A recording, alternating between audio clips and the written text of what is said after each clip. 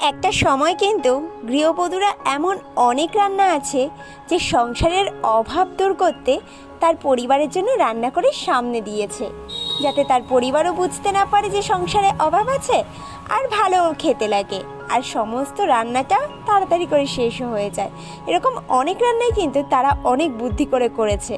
তো আজকের দিনে সেই সব রান্নাগুলো আমাদের জন্য হয়ে গেছে কিন্তু বিলাসবহুল রান্না, যেগুলো আমাদের কখনো কখনো ইচ্ছে হয় এবং আমরা বেশ মজা করেই বানাই এবং খাই। আমি কিন্তু আজকে সেরকমই একটি রেসিপি বানাচ্ছি, আর সেটা হলো বাঁধাকপি বাটা।